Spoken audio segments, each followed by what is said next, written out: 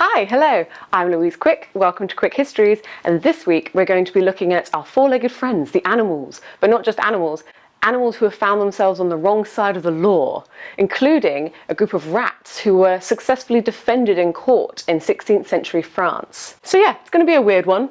Let's check it out. A young lawyer actually succeeded in defending a group of rats in court in 1510. The young lawyer was called Barthélemy de Chasseneuil. Because I'm probably saying that completely wrong, we're just going to call him Bart. He's Bart to us now. This was in a town called Autun in France. The story goes that the rats were summoned to court accused of destroying all the barley crops in the local area, which they're rats, so they most probably did. The job of defending them fell on our friend Bart. He was a young lawyer, sort of growing up, trying to make his mark on the world, and yes, he found himself defending some rats in court. The way he did this was, in the first instance, he said that the rats were so far spread around the local area that one summons wasn't enough to be able to bring them all into court. They wouldn't have heard about it because there were so many of them, they were so far spread. So court was actually adjourned to make sure the rats knew that they were expected to be at court. Then, in the second court hearing, old Bart successfully defended them again by saying the reason the rats didn't turn up is because they couldn't safely arrive to court. Not only was it a very long journey for them because they got such tiny legs, but also in between them and the court there were lots of cats, which meant that they couldn't arrive safely. They couldn't arrive without the risk of being attacked by the local cats. And again, court was adjourned, and I think Bart essentially just managed to postpone the court hearing enough that in the end it was called off. So yeah, in theory, he successfully defended rats in court. Just a quick message, if you like this fact and would like to show your love, you can now buy me a coffee on my Ko-fi page. It's a page where you can go on and easily give a certain amount of money, usually the equivalent to a cup of coffee, to creative types putting out free content online like this. Think about it like if you ever do those walking tours in cities where you just pay what they're worth at the end, that sort of thing is basically what I'm doing here, but there's no walking involved. But yes, anything you can give would be greatly appreciated, so let's get on with the fact. Now, whenever I've heard of this story or looked into this story, I end up looking into it more and more and more because I kind of just don't believe it because it sounds bonkers. But the more you look into it, the more you realise that it's actually relatively normal for a certain time and place. There is a lot of history out there, not about animals, not just rats, but animals generally being prosecuted and persecuted.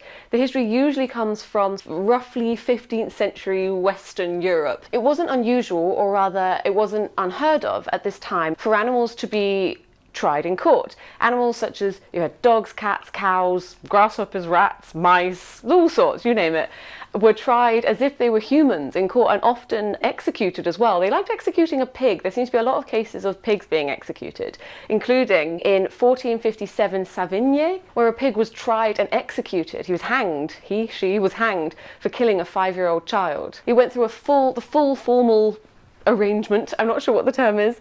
The pig went to court, he or she was tried by a judge.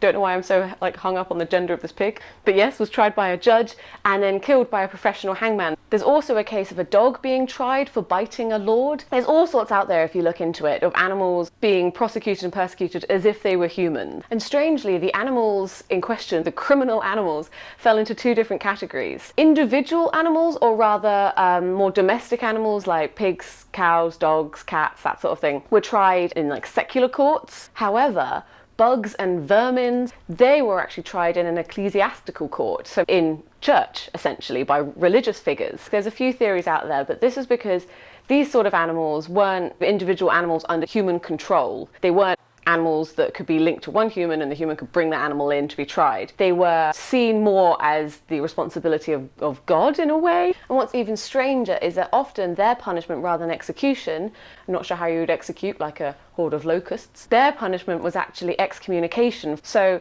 rather than being hanged or executed, they would be punished with being kicked out of the Catholic Church. Now, that is strange. I'm not sure how a bunch of rats would feel about being excommunicated. Who am I to comment on the religiousness of rats and mice? I looked into this because it was confusing me, and one theory is that this was a way for the church to actually gain more control and respect with the humans, because while excommunication might not mean a huge amount to a bunch of rats, it was incredibly significant to humans, because to be excommunicated at the time essentially means to be kicked out of the community, and these were some deeply religious people, so they did not want to find themselves excommunicated. So essentially, if the people, the humans, saw rats and snails and mice being punished for breaking the rules by the church, then they would be less likely to break the rules themselves, such as not paying their tithes or their taxes to the church. See, this might happen to you if you don't behave by our rules.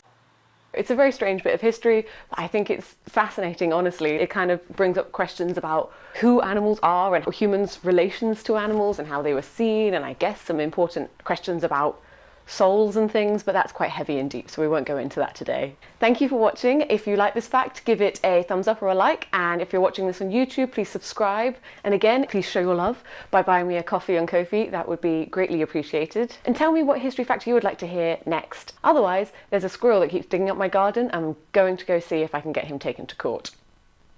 History fact.